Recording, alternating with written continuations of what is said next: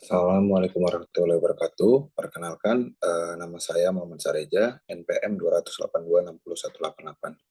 Nah, pada kesempatan kali ini, saya akan mempresentasikan judul mind map saya tentang lokomotor sistem.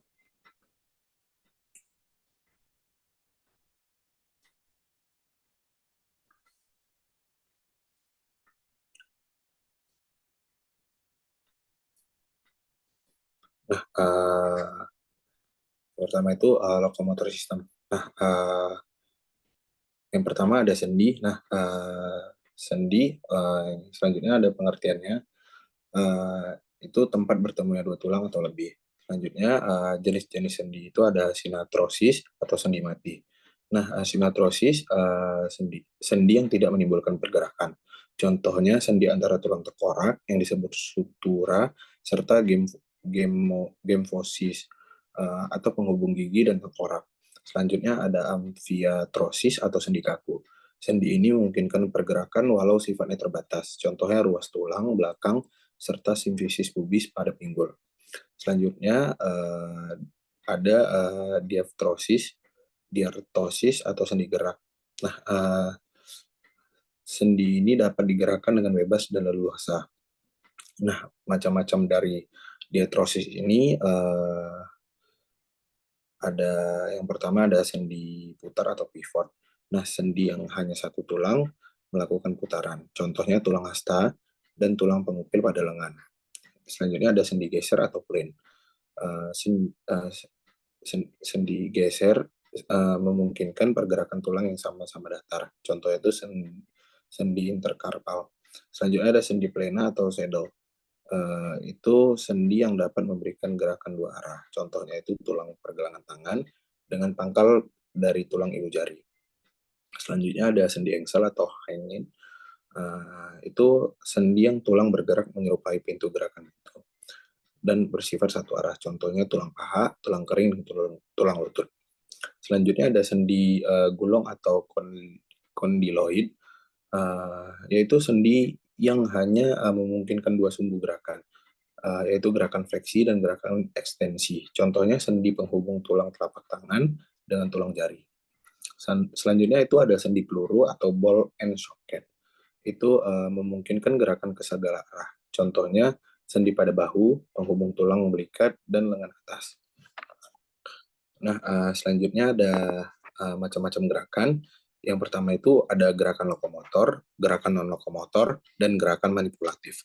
Nah, untuk gerakan lokomotor adalah gerakan berpindah tempat, di mana bagian tubuh tertentu bergerak atau berpindah tempat, seperti berlari dan melompat, dan berjalan.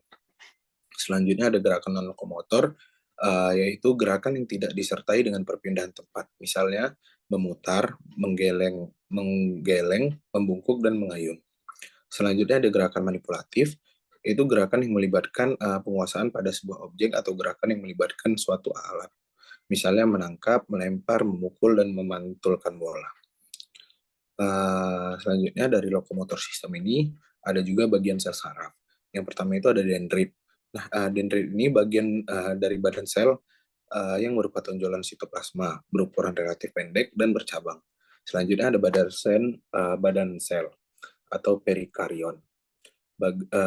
Perikarion adalah bagian neuron yang berfungsi menerima dendrit, menerima dan memproses rangsangan dari dendrit. Selanjutnya ada akson atau neurit. Nah, neurit ini merupakan tonjolan sitoplasma yang relatif panjang, sekitar 1 mm sampai 1 meter, berfungsi untuk meneruskan rangsangan dari badan sel. Selanjutnya ada sinapsis. Sinapsis merupakan perhubungan antara neuron satu dengan neuron yang lain. Selanjutnya dari lokomotor sistem itu ada juga macam-macam sel saraf. Yang pertama itu ada neuron sensorik. Nah, neuron sensorik ini berfungsi untuk menerima rangsangan dari alat indera, kemudian meneruskan impuls ke otak atau sumsum tulang belakang. Selanjutnya ada neuron motorik, berfungsi untuk membawa informasi dari otak dan atau sumsum tulang belakang lalu ke otot atau kelenjar untuk melakukan respon tubuh. Selanjutnya ada neuron asosiasi atau interneuron. merupakan penyusun sel saraf pusat yang berfungsi untuk meneruskan impuls dari neuron sensorik ke neuron motorik. Nah, selanjutnya dari locomotor system ini terdapat otot juga. Nah, pengertian dari otot adalah sebuah jaringan dalam tubuh manusia dan hewan yang berfungsi sebagai alat gerak aktif yang menggerakkan tulang. Selanjutnya, otot ini terbagi atas tiga, yaitu otot lurik, otot polos, dan otot jantung. Nah, untuk otot lurik itu sendiri, yaitu otot yang menempel pada rangka tubuh dan digunakan untuk pergerakan. Ciri-cirinya itu berbentuk silindris, memanjang, berinti sel banyak atau multinuklei. Eh, Selanjutnya ada bergerak dalam waktu cepat dan cepat lelah. Selanjutnya ada otot polos. Nah, otot yang ditemukan pada organ pencernaan, pembuluh darah, bekerja dengan pengaturan dari sistem saraf tak sadar atau saraf otonom. Ciri-cirinya itu berbentuk gelondong dengan kedua ujung meruncing, serta mempunyai satu inti tunggal. Selanjutnya ada otot jantung. Nah, otot jantung ini jenis otot lurik yang tidak sadar yang ditemukan di dinding jantung, khususnya miokardium. Ciri-cirinya itu sel otot jantung berbentuk serabut lurik bercabang-cabang, berisi 1, 2, 3, 4 inti sel. Histologi jaringan otot yang pertama itu ada tersusun atas 3 komponen, yaitu jaringan ikat, jaringan otot, dan sistem membran. Selanjutnya ada tampilan histologi jaringan otot rangka. Serat otot sama dengan fiber. Terlihat ratusan hingga ribuan serat panjang berbentuk silindris.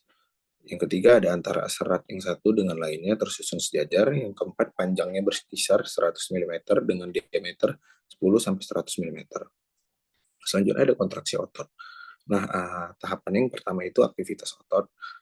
Saraf motorik menstimulasi impuls atau potensial aksi untuk menurunkan neuron menuju neuromuskular. Selanjutnya kontraksi otot, kalsium dan akan memenuhi sel otot yang berikatan dengan troponin, sehingga aktin dan miosin berikatan. Selanjutnya sintesis ATP. Pembentukan ulang ATP memungkinkan aktin dan miosin mempertahankan proses kontraksi otot. Selanjutnya relaksasi. Terjadi ketika stimulasi saraf berhenti. Kalsium dipompa kembali ke retikulum sarkoplasma, lalu ikatan aktin dan miosin terputus sehingga kembali pada keadaan semula menyebabkan otot rileks. Selanjutnya ada gerakan otot, yaitu gerakan antagonis dan sinergis. Gerakan antagonis, gerakan antara dua otot yang mempunyai tujuan kerja berlawanan. Contohnya itu saat mengangkat lengan, otot bicep berkontraksi dan otot tricep berelaksasi sehingga lengan akan terangkat. Selanjutnya gerakan sinergis, gerakan dua otot atau lebih untuk bekerja sama dengan tujuan yang sama. Contohnya itu pronator quadratus, pronator teres dalam menjalankan gerakan mengadah dan menelungkupkan telapak tangan. Selanjutnya ada fisiologi pembentukan tulang. Tulang terdiri dari sel penyangga, yakni osteoblast, osteosit, atau sel remodeling disebut dengan osteoklas, matriks kolagen non-mineral, dan protein non-kolagen yang disebut dengan osteosit. Proses pembentukannya itu osifikasi intramembranosa. Mesenenkim menjadi formasi tulang atau tulang tengkorak, klavikula, mandibular. Selanjutnya ada osifikasi endokondral, model kartilagus sebagai prekursor, contohnya itu femur, tibia, humerus, dan radius. Sekian presentasi dari mind map saya, lebih dan kurang saya mohon maaf. Ini adalah referensi saya untuk menyelesaikan mind map saya. Lebih dan kurang saya mohon maaf. Assalamualaikum warahmatullahi wabarakatuh.